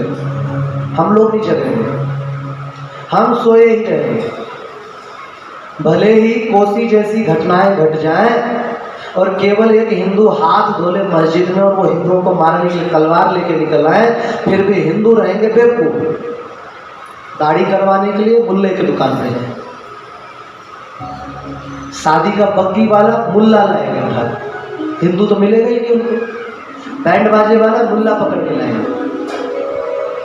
इनको शादी ब्याह के लिए इंतजाम करवानी भोजन का, तो मुल्ला पकड़ के लाएंगे। और कितनी वीडियो वायरल हुआ, मूतते हैं वो भोजन, थूक देते हैं भोजन।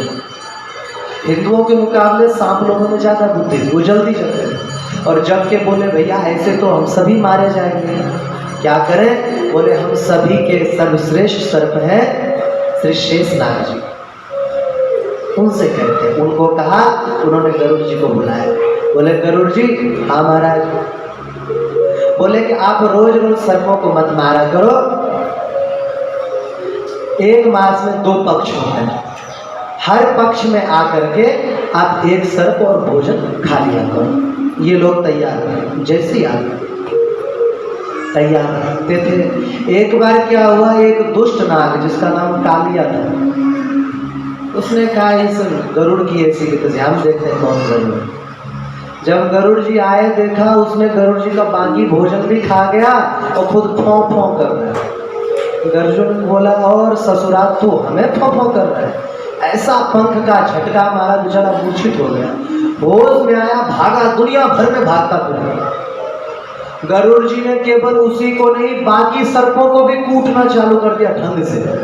सब भागे, कहीं कोई शरण देने वाला नहीं है, क्योंकि गरुड़ जी महाराज भगवान कृष्ण के, विष्णु जी के बाहर कौन विरोध करेगा महाराज। यहाँ तो ये स्थिति है कि अगर मंत्री का कोई चपरासी भी होगा ना, वो भी मंत्री से ज्यादा चौड़ा होकर के घूमता है, घूमता ही नहीं घूमता है। और गरुड़ जी तो बाहर है, कोई शरण नहीं दी। तो वृंदावन में भागते हुए आए, हे शौबरी ऋषि महाराज, हे परम दयालु शौबरी ऋषि, हे गण जी के पुत्र, हमारी रक्षा करो और हमें कोई शरण नहीं दे सकता। शौबरी ऋषि का ध्यान खुला, कौन हो? बोले हम सर्प जन हैं। आपने अपने गुरुदेव अगस्त जी को वचन दिया था कि आप हम सर्पों की रक्षा करेंगे, हमारी रक्षा कीजिए। बोले पुत्र घबराने की आवश्यकता नहीं, तुम यहीं रहो हमारे ही दर। पहले उसे सौबरी घाट बोला जाता था, बाद में उसे कालिया दह बोला जाने लगा। सौबरी घाट में सभी सर्प रहने लग गए। गरुड़ जी आए तो, हे गरुड़ खबरदार। ऐसा बोलने की हिम्मत है गरुड़ जी को किसी को? कोई बोल सकता है? इंद्र तक थर्राते हैं गरुड़ जी के नाम से। सौबरी जी कह रहे हैं, गरुड़ जी खबरदार, आप भगवान के परम भक्त हैं, आपसे लड़ने की सामर्थ्य किसी में नहीं है, मैं मानता हूं, लेकिन अगर यहाँ के एक भी सर्प को मारने के लिए आप दोबारा आ गए, मेरे सांप से आपके सिर के 100 टुकड़े हो जाएंगे। गरुड़ जी महाराज जैसे उत्तम कोटि के भक्त भी उनके शाप का मान करके हाथ जोड़े। बोले प्रभु शाप नहीं भी देते, ऐसे भी बोलते हम आपकी बात थोड़ी काटते। प्रणाम करके गरुड़ जी वहां से गमन किए। सर्प को अहि कहा जाता है, अहि को अपने स्थान में वास दिया, इसलिए उनके जितने वंशज हुए उन सभी को अहिवासी ब्राह्मण कहा गया। तो अब सभी ऋषि कह रहे हैं कि भैया इनका विवाह कैसे कराएं, कुछ हो ही नहीं सकता। आखिरकार महर्षि कर्ण की शरण में सभी ऋषि गए। महर्षि कर्ण ने कहा कि ठीक है मैं प्रयास करता हूँ। महर्षि कर्ण ने वैदिक मंत्र से तैयार चरु भेजा सौभरी ऋषि के।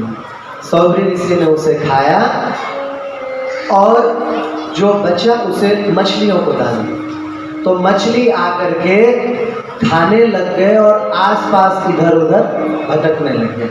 उनको देख करके सौभरी ऋषि बड़े हंसे।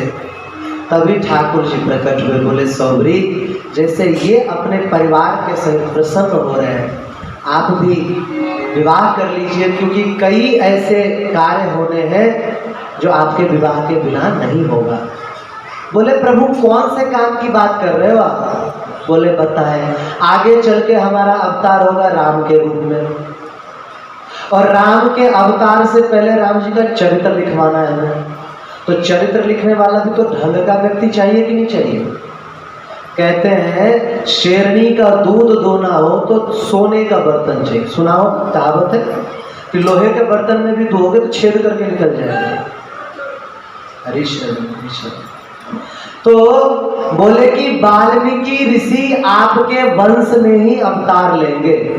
आप विवाह ही नहीं करोगे तो वाल्मीकि का अवतार नहीं होगा, वाल्मीकि का अवतार नहीं होगा तो राम जी का अवतार नहीं होगा। क्यों राम जी का अवतार क्यों नहीं होगा? बोले अरे वाल्मीकि जी का अवतार नहीं होगा तो सीता मैया किसके यहाँ पर रहेंगी? राम जी की लीला के लिए भी तो जरूरी है ना। सीता मैया को दोबारा भेजा जाएगा वाल्मीकि जी के यहाँ।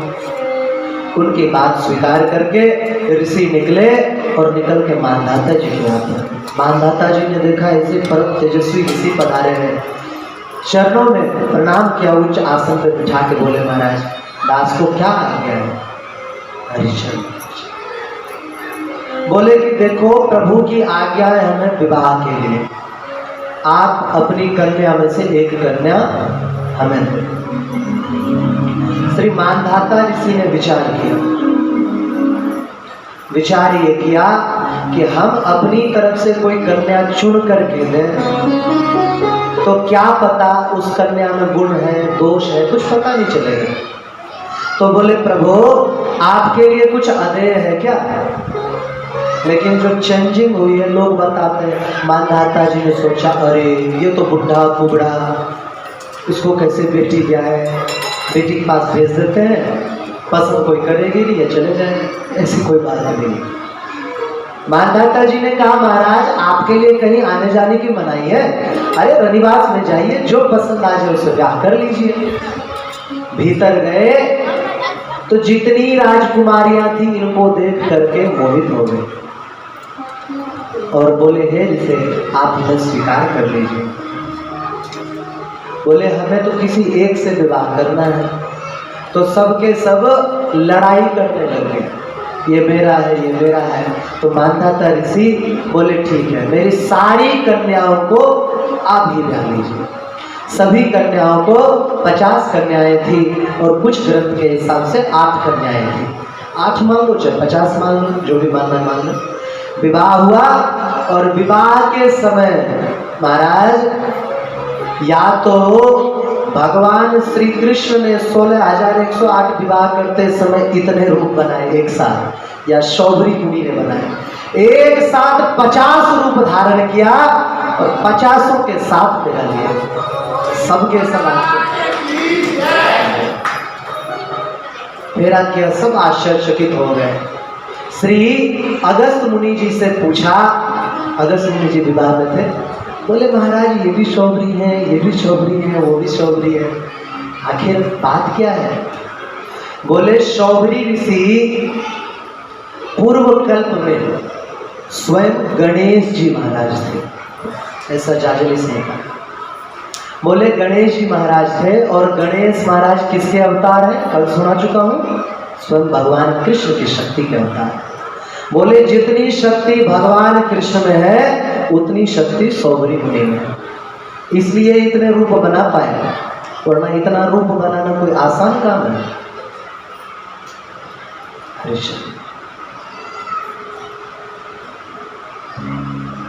श्री सौभरी मुनि को दान दहेज देने लग गए। बोले तुम चिंता मत करो हम अपनी व्यवस्था कर लेंगे। विश्वकर्मा जी का स्मरण किया, विश्वकर्मा जी आए और जो सुन जगह है वहाँ पर ऊंचे ऊंचे भवन बना दिए, इतने सुंदर भवन बना दिए। उसमें नित्य आराधना के साथ साथ विलास चल पड़ा। एक दिन राजा मानधाता जी घूमने के लिए आए और आए तो जब देखा लज्जित हो गए। क्यों?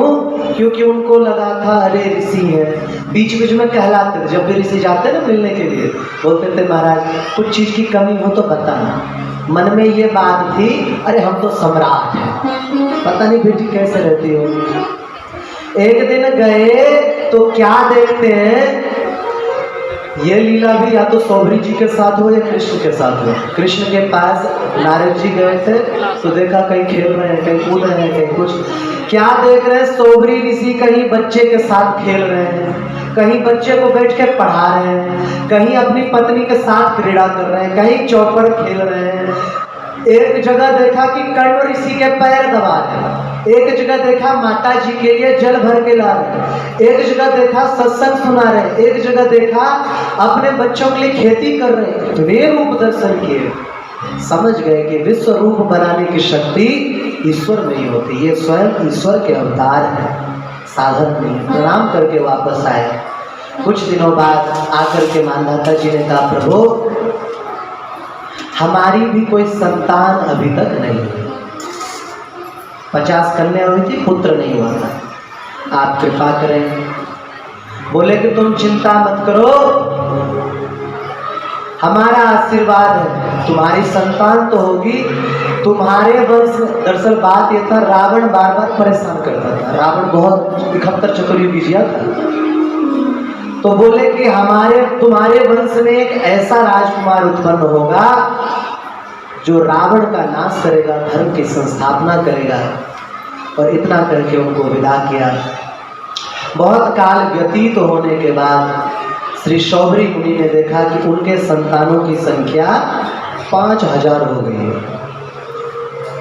तो सौभरी ऋषि ने सबको बुला करके शिक्षा दी और शिक्षा देने के बाद बोले कि अब मैं अपने शरीर को त्याग करके भगवान के पास जाना चाह रहा हूँ। जितनी भी देवियां थी उनकी पत्नियां, उन्होंने कहा प्रभु पति के लिए तो पति ही विकल्प है।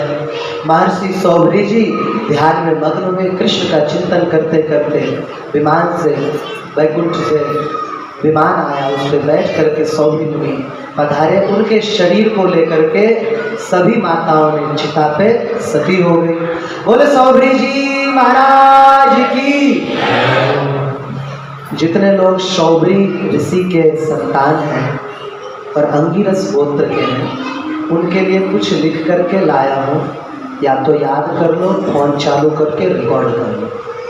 सौभरी कुल में अंगिरस गोत्र के 11 जो कारक हैं, अगर कारक ना पता हो ब्राह्मणों को तो कहते हैं वो ब्राह्मण योग्य नहीं है, पूजा कराने योग्य नहीं है, पवित्र नहीं है तो ब्राह्मण, परंतु पवित्र ब्राह्मण नहीं है। तो अपना 11 कारक सभी को याद होना चाहिए। या तो लिख लो या फोन चालू कर लो, हम आपको बता देते हैं। हरिश्चंद्र हरिश्चंद्र। अरे माटी का धोनाओ कुछ तो कर लो, कर ली चालू, ठीक। आपका गोत्र है अंगिरस, है ना, अंगिरस गोत्र है। प्रवर क्या होता है? प्रवर मतलब होता है कि आपके वंश में श्रेष्ठ महापुरुष कौन हुए जिन्होंने बहुत नाम कमाए। तो आपके कुछ ग्रंथों के हिसाब से 3 प्रवर हुए हैं और कुछ के हिसाब से 5 प्रवर हुए हैं। प्रथम प्रवर तो वही ऋषि माने जाते हैं जो गोत्र के होते हैं। प्रथम अंगिरस, दूसरे वाल्मीकि मुनि, तीसरे भारद्वाज मुनि, चौथे कहीं कहीं जो पंच मानते हैं वशिष्ठ मुनि, और मित्रावरुण मतलब होता है अगस्त ऋषि। ये आपके पंच प्रवर हैं। दूसरा कारक हो गया। वेद कौन सा है आपका? आपका वेद है यजुर्वेद। लेकिन 2 परंपराओं का जब वर्णन होता है तो कहीं कहीं ऋग्वेद भी आपका वेद कहा जाता है। आप कोई कहे कि आपका कौन सा वेद है तो बोलोगे मेरा यजुर्वेद है। आपका उपवेद कौन सा है? उपवेद क्या तय करता है? उपवेद तय करता है कि आपके कर्म कैसे हैं। आपका उपवेद है धनुर्वेद। किसी और मत के हिसाब से आयुर्वेद मतलब आपके पूर्वज बड़े ही वीर प्रकृति के पुरुष हुए, पूजा कराने वाले नहीं हुए, वीर हुए, योद्धा हुए, धनुर्वेद था और आयुर्वेद था। अब आयुर्वेद वगैरह तो हो ना हो, लेकिन अहिवासी ब्राह्मणों के विषय में एक प्रसिद्धि और है, लड़ाई बहुत करते हैं और कोई नहीं मिला तो आपस में भाई भाई लड़ लेंगे, चलते हैं क्या? तो धनुर्वेद, वेद के कारण उपवेद है धनुर्वेद। शाखा कौन सी है? आपकी शाखा है माध्यन्दिनी। कोई पूछे कि यजुर्वेद में आपकी कौन सी शाखा है? शुक्ल शाखा है, माध्यम कौन सी? आप बोलोगे माध्यन्दिनी शाखा है। सूत्र कौन सा है? कात्यायन या अश्वनायन। छंद है आपका त्रिशुल या फिर गायत्री। अच्छा, शिखा किस तरफ होनी चाहिए? शिखा का गांठ मारते हैं ना, या तो इस तरफ करके ऐसे मारते हैं या इस तरफ से मारते हैं। आप मारोगे दाहिनी ओर से, दाहिने सीधा सीधे ओर से शिखा बांधोगे तब आप में शक्ति आएगी। आपका चरण है दाहिना, कभी भी घर से बाहर निकलोगे तो दाहिने चरण को पहले बाहर करोगे तो आपके लिए शुभ ही शुभ होगा। जिनका वाम होता है वो बाया पाया निकालते हैं। और आपके देवता, कुल देवता कौन है? आपके कुल देवता भगवान शंकर है, रुद्र। आपके कुल देवता भगवान रुद्र है, शंकर है। और आपका पूर्व जहां से आपका निकास हुआ वो है पिपरोहा। इंटरनेट में सर्च कर लेना पिपरोहा। हो सके तो जीवन में एक बार अपने मूल स्थान पर जरूर जाना। पिपरोहा वहां से आकर के ही बसे हैं सबके सब। आशपद क्या है? मिश्र, पाठक और उपाध्याय, ये आपके आशपद है। तो ये आपके 11 कारक हुए जो रिकॉर्डिंग कर लेते बंद कर लो। 11 कारक। तो ये थोड़े से संक्षिप्त कह लो। चरित्र सुनाया सौबरी जी महाराज का। बोले सौबरी जी महाराज की। आज कृष्ण का जन्म तो नहीं करा पाएंगे, राम जी का जन्म कराएंगे, ठीक रहेगा? हरिशरण हरिशरण।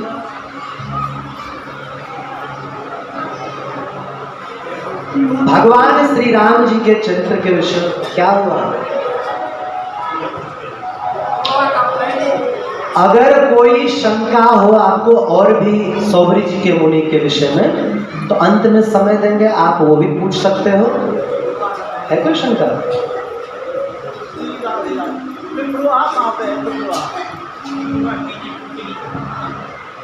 पिपरोहा मंदसौर के निकट है। मंदसौर है ना, क्या नाम है, मध्य प्रदेश में, उसके निकट पिपरोहा है। इंटरनेट पे लिखोगे ना पिपरोहा तो उसमें मिल जाए पूरी जानकारी, रेलवे स्टेशन भी मिल जाए। क्या है कि जब से मैं ब्रज में आया हूँ ना, मेरे पैर टूट गए, तब से मैं बाहर नहीं जा पाया, तो मुझे नहीं पता कौन सा जगह कितनी दूरी पे। याद रख लो बस, पता तो चल ही जाता है कौन सा स्थल कहाँ है। पिपरोहा में ना आपकी वंशावली मिलेगी, पूरा सौबरी ऋषि से लेके आप तक की पूरी वंशावली मिल जाएगी। और आपके और कौन कौन से श्रेष्ठ महापुरुष में ये मिल जाएगा। जड भरत महाराज थे ना, जड भरत जी, जड भरत जी आपके ही वंश के हुए हैं, अंगिरा गोत्र के हुए। और बताऊं, एक ऐसे महात्मा है जिन्होंने भागवत का इतना बड़ा भाष्य लिखा, महाराज जी 118 खंड में, भागवती कथा नाम से, प्रभुदत्त ब्रह्मचारी जी, वो आपके ही गोत्र के हैं, प्रभुदत्त ब्रह्मचारी जी। तो बड़े बड़े महात्मा आपके गोत्र में हुए हैं। तो इसका पता कहाँ से चलेगा? आप जब अपने पूर्व में जाओगे, जो निकास स्थान है ना, वहां जाओगे तो आपको पता चलेगा, अरे ये ऋषि भी हमारे गोत्र के, अच्छा ये ऋषि भी हमारे गोत्र के हुए हैं। तो तमाम ऋषि आपके गोत्र के हुए हैं। बाकी कर्ण जी की एक और भी कथा है, वो कृष्ण चरित्र आएगा तब हम आपको सुना देंगे। और सौबरी मुनि भी कृष्ण के दर्शन के लिए आए हैं, वो भी सुनाएंगे, जब चरित्र आएगा तभी सुना देंगे। समझ में आया सौबरी जी का चरित्र? नहीं आ गया? अब कोई अगर बोले ना सौबरी ऋषि कामी क्रोधी थे, तो लठ में तेल पिला के रखना, बोलना कि कारण पे विचार करो। जो सौबरी ऋषि अप्सरा को देख के मोहित नहीं हुए, दिव्य देवी को देख के मोहित नहीं, वो मछली को देख के ठाक मोहित हो गए। भगवान की इच्छा थी, प्रार्थना की, इसलिए स्वीकार किया। हरि शरणम हरि शरणम हरि शरणम।